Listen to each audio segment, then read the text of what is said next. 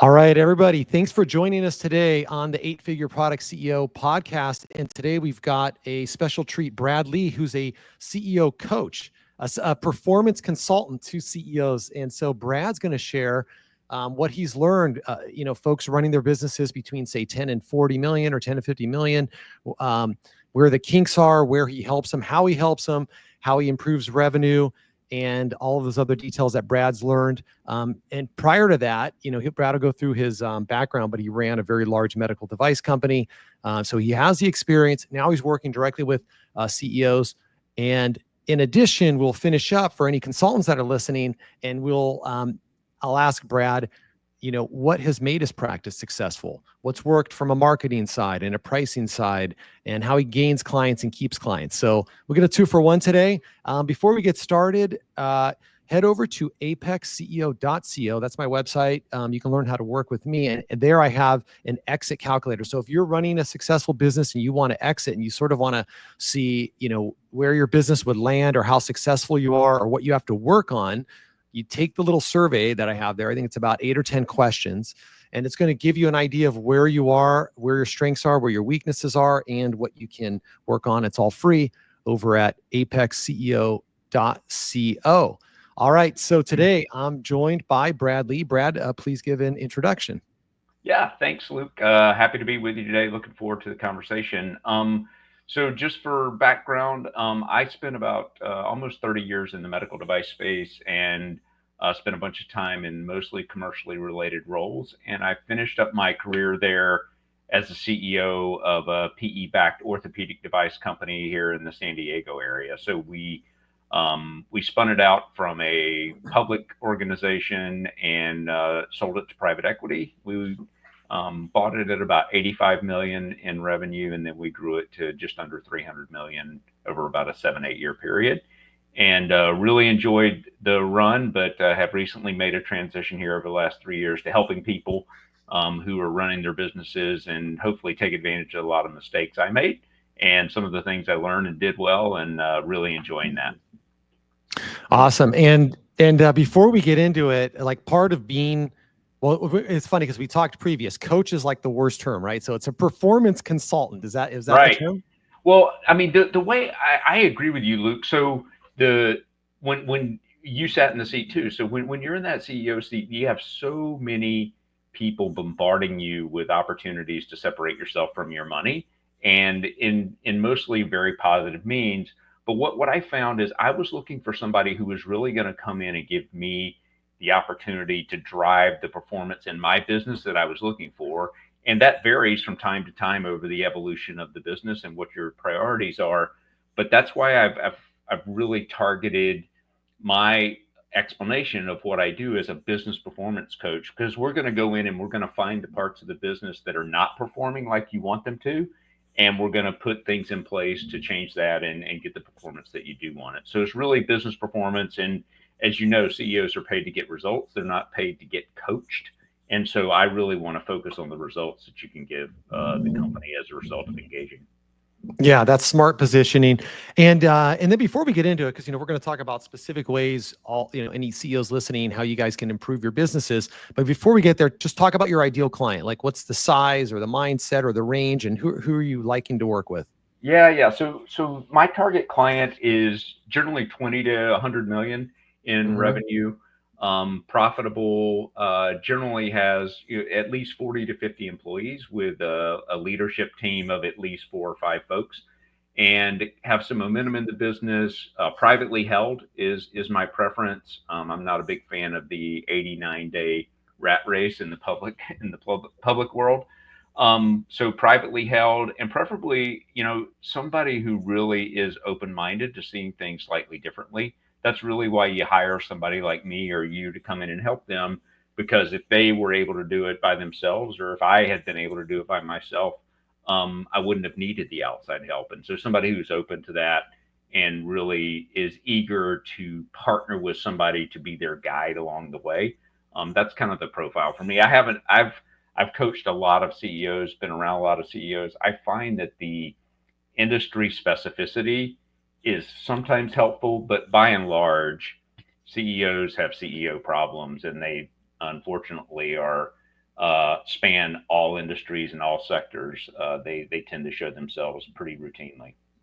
It's funny you say that because I come from consumer products, but I'm working with service businesses, and I wasn't.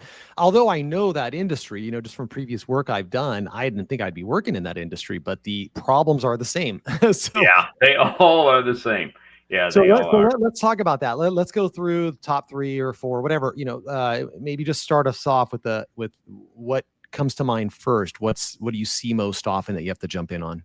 Yeah, I would say one of the top things I see, Luke, and I certainly experience this too, is that particularly CEOs want to grow, they want to enhance the performance of their business, and understanding how they put themselves in a position to scale and not be the hub of the wheel going forward. And the art of delegating and empowering others in the organization to pull the weight that's necessary to continue to grow and get the performance that you want in the business and to feel comfortable. I had a guy that mentored me one time, and it's always kind of stuck with me. He's like, "Hey Brad, if somebody in the company can do what you do 60% as well as you do, you should give it to them, because they're going to be able to take the ball and grow into that eventually. If you hang on to everything, you are the rate limiting step."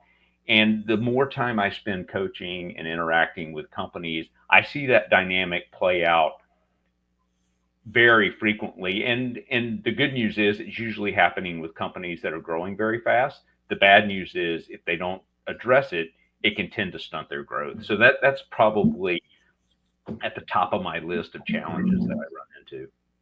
Great. So let's talk about that one a little bit. So how do you, so with your, and just for everybody listening, do you want to share, because we kind of have the similar level of engagement, right? So how many times a month are you working with the coach? Because I want to understand, how are you actually getting that change with just, working with the coach a couple times a month? Yeah. So the way that I generally approach it, so like you suggested that you have in the beginning, I have an assessment that I do right up front, because I found that the challenges usually sit in one of 5 places. It's either the leadership behavior that we just talked about, the people you have on the team, your strategy, which is more about how do you differentiate your business, the execution, are you turning the crank in a disciplined way, and then do you have the financial means? And so I do an assessment that looks at all 5 of those buckets. And then we say, okay, where do the top 3 constraints sit in your business today? And we have a kickoff meeting at the beginning of the engagement. That's usually a 1 to 2 day meeting with the leadership team.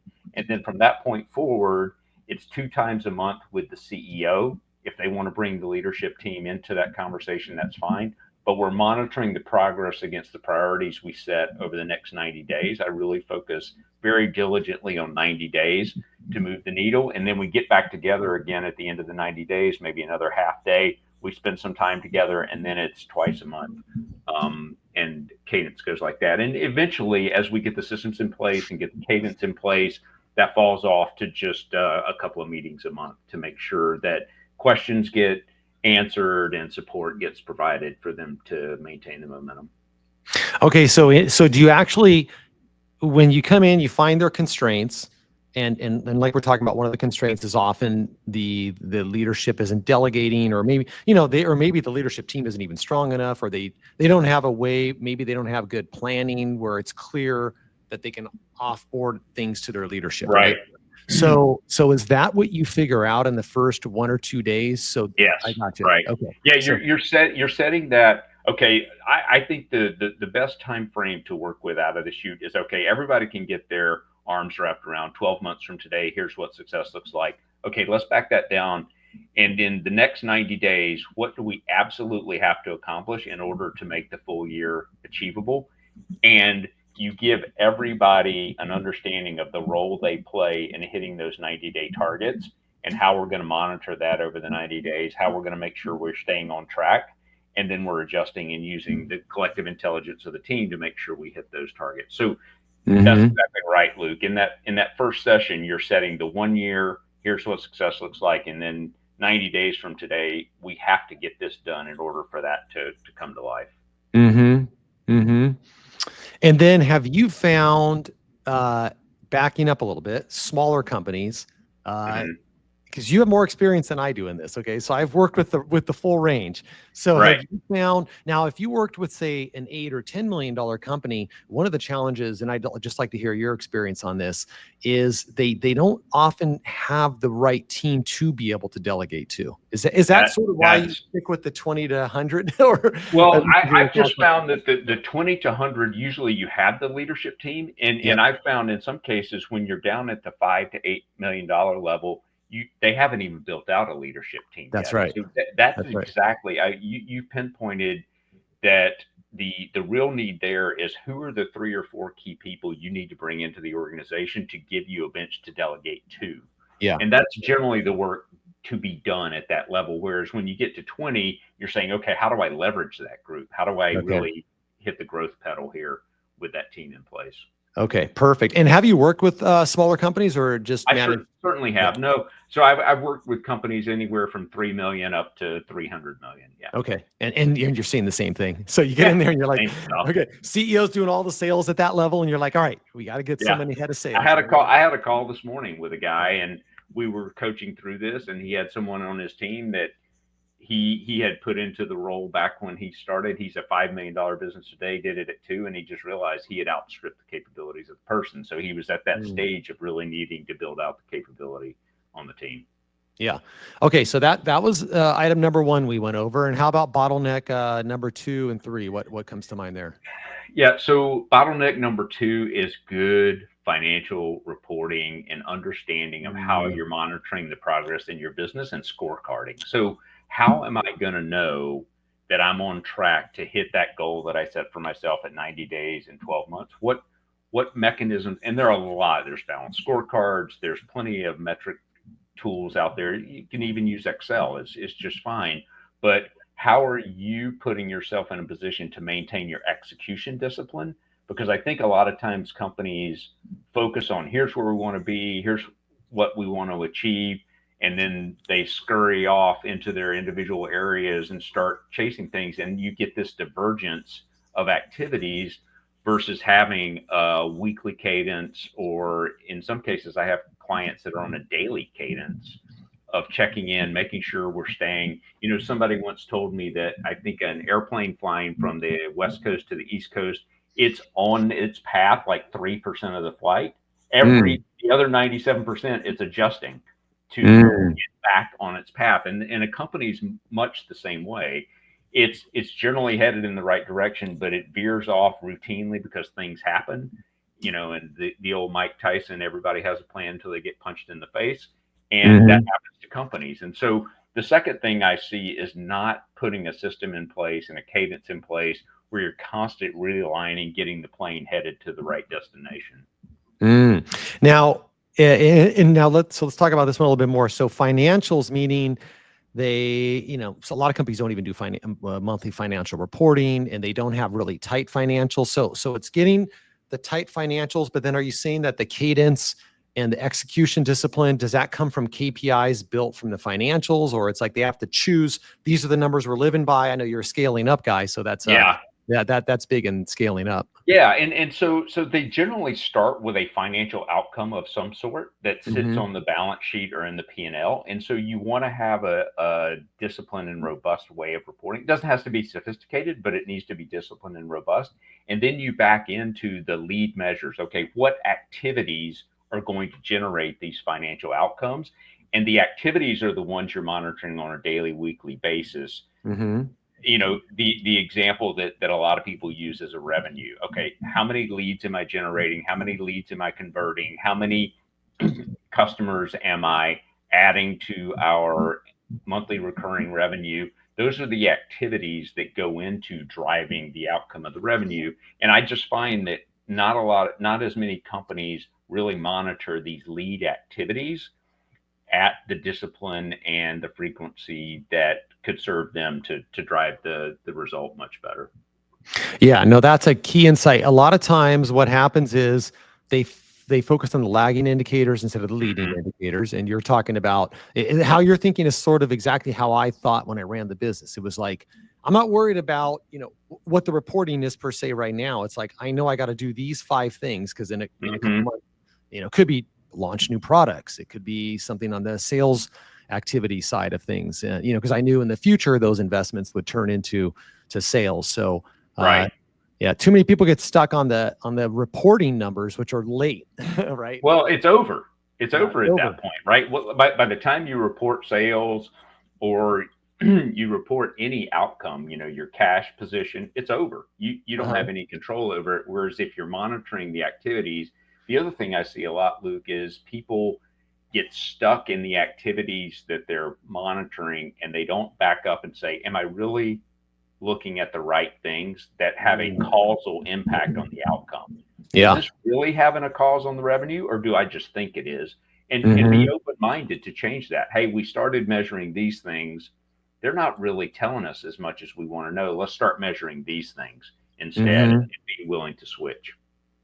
That's awesome. Okay, so we went through the first two bottlenecks. Yep. And how about the third one? What comes to mind? So the third one, to me, particularly because a lot of the companies that I'm dealing with are trying to grow very fast, is understanding how you don't grow yourself out of business and manage the cash in the business. So really monitoring your cash conversion cycles from starts at the sales process, how quickly from the first interaction with the customer to the first order. Once I get an order, how long does it take me to fulfill it? Once I fulfill an order, how long does it take me to deliver it? Once I deliver an order, how long does it take me to collect my cash? And making sure that you're routinely reviewing those processes to shorten the cycle, eliminate the mistakes, or change your business process. And an example of changing the business process here is, hey, now I'm going to take a 25% deposit on the order that I just obtained, whereas I used to just send an invoice and have 30-day terms. That's a way that you can change your business process to get better cash conversion. I think the other levers that I see on cash that people really underutilize are price. Price is one of the most powerful tools that anybody has in their bag, and it cuts both ways very quickly. It can be a savior when you're in trouble, and it can be one of the biggest daggers to your business if you're loose and you're not paying attention. Oh, well, we'll just give them a 10% discount to get it. All of a sudden, now you've got everything and your average discount is 17, 22%. Well, those are big numbers because that takes it straight away from the bottom line. And then really managing, like I said, the other balance sheet items, your cash, your inventory levels. If you are a product company, you've got inventory, making sure you're doing that correctly, and then also your AR. I feel like AR is one of the areas that is not paid as close of attention to because it's not sexy, it's not fun, it's not cool to call up your customers and ask them for money, but it's a big deal. And it puts you in a position to be able to say, now I can buy that $100,000 piece of equipment because I cut my AR from 70 days down to 56 days. Now I've got that $100,000 of cash that I really needed. And those things are real. Yeah. A couple of things I was thinking about there is well, sometimes it's really important as business owners to be honest with ourselves, right? And we look at the balance sheet. So sometimes there's a lot of losses just sitting in your AR and inventory, and you're not being real. You're not being real. It's like, okay, that's actually, you just got to write that off. And that's where sticking on ARs is so important. I mean, you can just go years and just have money just that you're never going to get right there. Exactly. And just fooling yourself the whole time. Yeah, you're just lying to yourself. And the other thing that was interesting about your third one, which going back to that was, cash conversion, right? Is what's interesting about it is that most CEOs, what do we all focus on? Sales and marketing, right? And top line. That's right, top line, and we lag behind sometimes on the financials. Hey, that's an expense, right? You're right. I don't want a big financial team. I want to hire another sales guy.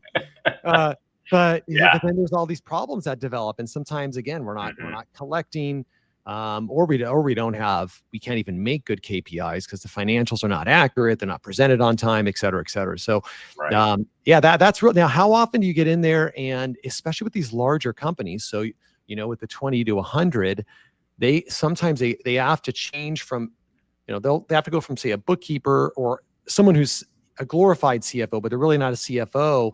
but then they got Yeah. to get a real CFO at some point, or at least a VP of sales, or I'm sorry, VP of finance.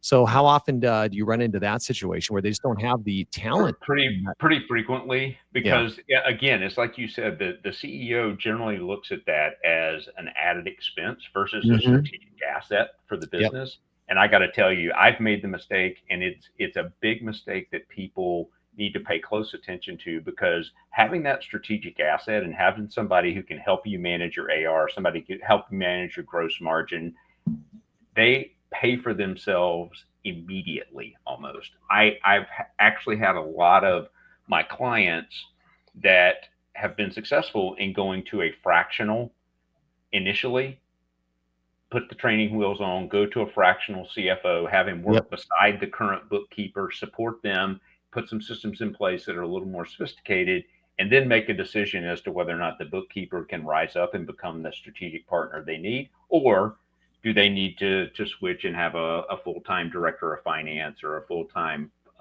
strategic financial partner come in, or stick with the fractional. Sometimes a fractional can last you 1, 2, 3 years if they're really good. Yeah. And I think this is a big one, for the business owners listening, because first of all, we have that mindset. We want to save, we just want to focus on marketing and sales. But, I think it's actually, I think, Brad, I think it's because a lot of the founders haven't actually experienced working with a high caliber CFO. They don't, you don't realize that individual is going to bring you ideas, and they're going to call out your sales team too.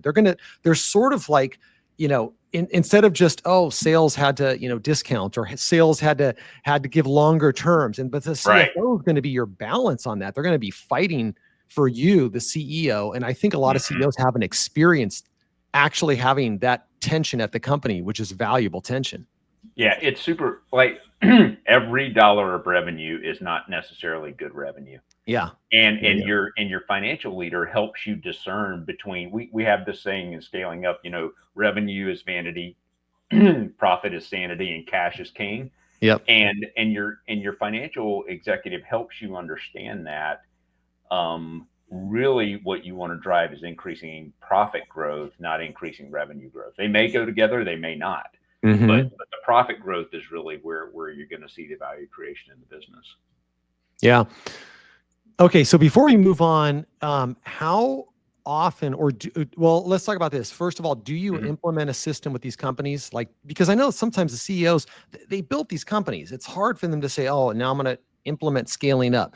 Yeah. What do you actually implement those first couple of days? Is it just a one pager, or what does it actually look like? It's generally a one pager targeted at the constraint, Luke. So for instance, we talked about the cash conversion cycle. Yep. There's the thing that I spent time looking at several business performance platforms before I decided to really pursue scaling up. And one of the things I like so much, having sat in the seat, I don't have time to revamp the whole company. Yeah. And put in all new systems, all new capabilities.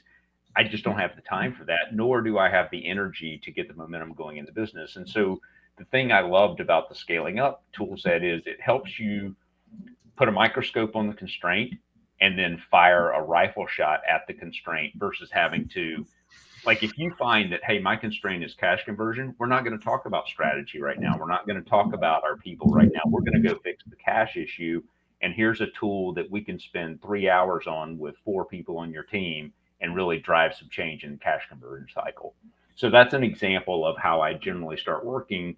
Number one, it gets momentum built up. It builds confidence in the team, and it helps the CEO go back to his team and said, see what we did here. Now we're going to move over here, and we are going to look at strategy. We're going to take the rifle out, and we're going to go chase our strategy problem next. And it just becomes eating the elephant one bite at a time, versus saying, oh God, we've got all these changes we need to make. Yeah, that's super insightful, because that's the same thing I found, and it's got to be palatable for the CEO. And it's like, you can't come in there and say, we're going to implement EOS. They may not want to implement EOS, and it can take a year or two to do that. And I like scaling up. You're right. It's piecemeal. You can take any piece of it and you can go in there. It's similar to, say, I like OKRs. They're very similar, right? If you do an OKR and that's on your constraint, that's a great way to keep it very focused. Yeah.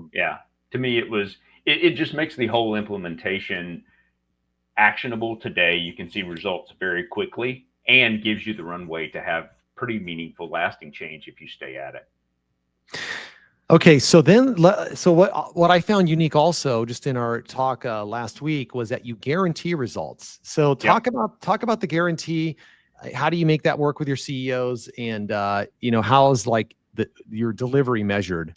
Yeah. So let's start with the last point there, Luke. So when I partner with a CEO in a company, I'm very specific on making sure, okay, when we finish working together for 90 days, what does success look like for you? What do you expect?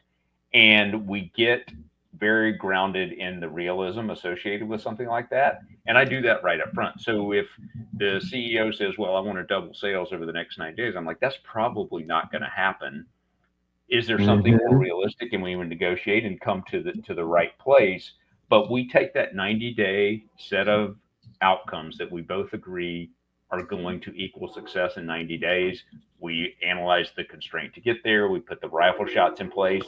And if you're not satisfied with what we've accomplished in 90 days, I give you your money back over that time period. So I charge on a monthly basis. I'll give you all 3 months of money back, and we can part ways at that point. And then after that 90-day, if we get to the 90-day point and the client says, no, I'm happy, I want to keep going, then it's a 30-day out at any point. I feel very strongly that if a client's not feeling like I'm continuously adding value, then that's a problem, and I need to make sure that I'm doing that. So it keeps me honest as the business performance coach. I continue to have to add value to them, and they have the opportunity to benefit from that in partnering with me. So that's generally how I position it. Never had a client take me up on it. So I think it's something that gives people peace of mind. I always know I hated when I was sitting in that seat, like I'm just going to lay out this money and hope that things go okay. This takes that risk off the table for the CEO and puts us in a position where if it doesn't work out, they're not out of pocket. Yeah, I mean, you remove all the friction. Yeah, So that's the thing. It's like your offer, and for all those listening, it's like, how can you improve your offer, right? And that's what we should all look at. How can we improve our offer, whether it's a product, a service? And when you offer a guarantee, and also what I like about it is you're very clear at the beginning. You make it very clear because you do your 1 to 2 day, and you come to a clear expectation. Okay, this is what we're after, and it's tangible, and then you can measure it at 90 days. So it's not right. 5 or 6 or 7 things, and it sounds like you get the team on board. It's not just the CEO at the beginning. So That's right. yeah. Yeah. So that's everybody, we can all learn from that, because I think it's sort of like when you onboard somebody. What I've learned is, you onboard a sales leader or a marketing leader. Biggest mistake from the CEO is not making the Mm, expectations really clear. Like, what does success look like, and then holding them accountable and having one-on-ones. You yeah, know what I mean? We're like, all I right, totally agree. yeah. And so this is the same thing. You're sort of doing that at the very Hmm. beginning of your engagement. Right. Um, Yeah. okay, well, Exactly. let's go to your company. Okay, you ran, your organization prior, where you were in the CEO seat. I think it was around 1,200 employees, right? So That's so right. what were Yeah. what are the biggest things that you took from that position? Leading a large company. We kind of have, we have a good idea of how you think and how you work with these business owners now. But if you Hmm. kind of step Yeah. back, what were the biggest lessons you learned?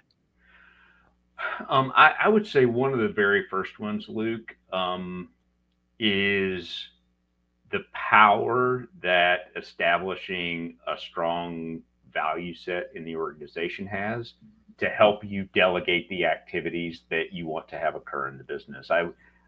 Many people listening may know Gary Ridge. He's the ex president of WD-40, actually down here in San Diego, and I heard him speak, and he really captured what I was having a hard time putting my hands around. He said, "Your value system is your first line of empowerment and delegation." Because it puts the guardrails around the way you want your organization to think and act in every single situation that they're in. And it allows you to delegate a lot. If you stay within this value set, you're likely going to be making decisions that are right in line with what we want to do as a company. So, to answer your question, I did not do that early enough in my tenure. to really put myself in a position to establish this is the behavior that I expect us to all have. This is the way we need to think and act to be successful as an organization. And there is no one value set that works ubiquitously. Every single company has its own values, its own culture, its own way it likes to operate. And like I've somebody told me one time that there are 18 different ways you can be successful. Just pick one. It's fine. That's true. That's a great Yeah, way just to pick say it. one. And I think that laying that cultural foundation, the point you made just a couple of minutes ago is the other thing I learned, which is get crystal clear on expectations with everybody. Yeah. Your direct reports, the organization, your investors. Like one of the things I think is so overlooked is going through that step to be crystal clear. And I have even found that putting it on a slide or putting it in print is not to be an I told you so or a gotcha later.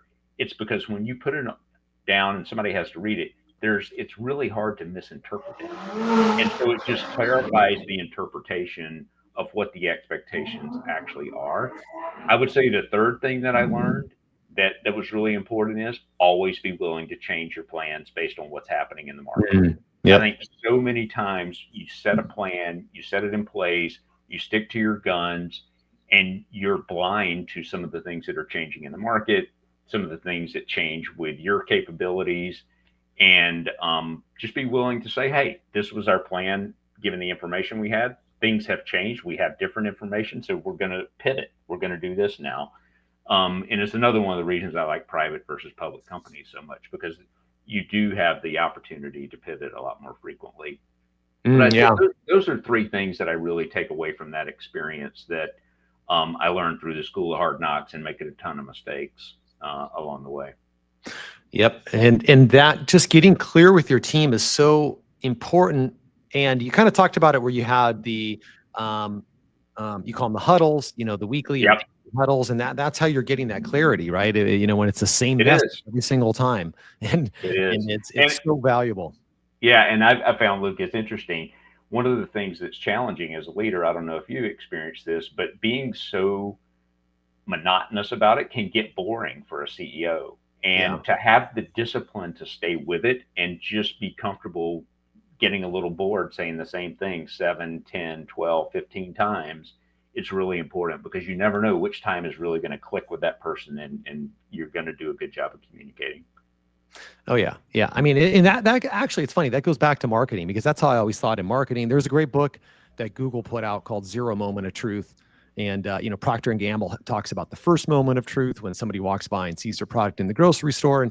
And then I always thought about, marketing copy and cause I loved marketing and there'd be a really important feature or benefit that you'd want to put in there, and they'll put it in one time. And I'm like, that thing needs to be 100, and it needs to be here, and then it needs to be on the next thing. And it's like, they just want to put it, well, what if they don't look over there? Right. And so it's very similar to this type of communication, right? You can't just say it once. Right. You're exactly right. Why do you think they run the same ads 3 times in the same TV show? Yeah, exactly. It's because maybe he didn't hear it the first time. Yeah. It's so true. Well, Brad, let's finish with what you've learned as a consultant. Okay. So for those consultants listening, it's challenging, right? It's challenging how do you get in front of clients? You can just kind of, talk to all aspects. How do you get in front of clients? How do you convert clients? And how do you keep your clients? Yeah. So I think the biggest lesson I learned, Luke, is that people do business with people they trust, right? And that may sound super obvious, but I think as a coach, putting yourself in a position to have a good line of credible trust being put in front of a potential client through a referral source. You and I talked the other day. I use a lot of trusted referral sources. So if you are doing business with a CEO and I want to do business with that CEO, and you believe I'm doing good work, that CEO is a lot more likely to listen to me. If you tell him, hey, I think you should spend a little bit of time with Brad and see if there might be a fit here. And so I spent a lot of time thinking through, what about my social media presence? What about my LinkedIn posts? What about my marketing efforts and my website and my brochure? And when it comes down to it, CEOs do business with people they trust a lot more frequently than otherwise. And so just put yourself in a position to have good relationships and develop good relationships with trusted referral sources for your target audience. And in my case, that's CEOs. So it's their CPA firm, it's their wealth advisor, it's their other peripheral consulting firms, it's their investment banks, other people that they go to routinely and they trust, and making sure that those people have a good sense for what I do and the quality of the work that I do. And I spend a lot of time with them doing that. So I'd say that's lesson number one from going into coaching that I was totally oblivious to. Although in retrospect, like, of course, Brad, when you were in that seat, what did you do? Well, when somebody referred somebody and said, this person's really good and I trusted them, that's who I did business with. Exactly. So yeah, so that's rule number one. I think being very, very transparent with the client and not being bashful about the value that you bring to the client. I think, initially I was like, well, how much value am I really bringing? What is this really worth? But get really clear on that, be very upfront about it, and don't be ashamed of asking for the pricing that you believe represents the value that you're going to bring to the company. There's nothing wrong with that. And I think many of us in this space, we tend to discount sometimes the mistakes we've made, things we've learned, the successes we've had. It's really valuable for somebody, and just making sure that you are putting yourself in a position to realize the value that you're creating for someone else, and be fair. Like I said, this money back guarantee piece to me is just representative of how I like to operate. Make sure you're being a good partner for the person, and go out of your way to bring value to them in any way that you possibly can, not just stick to whatever is in that original letter that outlines the services you're going to provide. Just be a really valuable business partner for them, because you sat in the CEO seat, I sat in the CEO. It's a lonely place. And so having somebody else that you can interact with in a confidential and non-relational circumstance is super powerful, to be able to really share, I'm not sure this person's going to make it. There's really nobody else I can talk to about that. So my point for bringing that up is in the space that we play in, I think being that confidant for the CEO or any other leader is a really powerful service that you provide. So don't underestimate that. I had a call this morning where I talked to a CEO and he spent 20 minutes walking through his situation. I didn't say a word. And he got to the end and said, okay, I feel a lot better now. I've talked through this with you, and I've got somebody listening to me that has some experience that helps me get more clear about what I want to do. A lot of CEOs don't have that. Yeah, I'd say most don't have that. I mean, they're listening to people who don't have the skin in the game that they have, right? And they don't feel, they don't know the pressures and the mental side of it. But of course, you bring that, and you bring it. And I just want to finish up with this. I want to give you a chance to sort of share with the audience how to connect with you. But what's unique is I think you'll work with anybody anywhere, but you're focused on San Diego, Carlsbad, Oceanside, right? San Diego County in Southern California, and which is great, because sometimes it's nice when that coach, you can meet with that coach in person, when they can they can talk shop and walk the warehouse or walk the office. Right. Yeah. I think seeing an operation is a lot of value in that. And so I do try to focus in Southern California. I have a client in Florida. I have a client in Michigan. And so I do travel and go see other people, but I like to stay close to home when I can. Okay, great. Well, Brad, thanks so much for sharing all this information. I learned a lot. That's half the reason I'm asking these questions, because I'm less than a year into coaching. Yeah. I'm less than a year in. So I'm like, okay, what can I learn here? But go ahead and share with everybody where they can find you, LinkedIn maybe, and website and those types of things. Yeah. So the best places, I do have a website, clarisleadership.com is the best place to go. All of my contact information is there. I'm on LinkedIn as well. Brad Lee and Claris Leadership is my LinkedIn. And those are the two best places to track me down.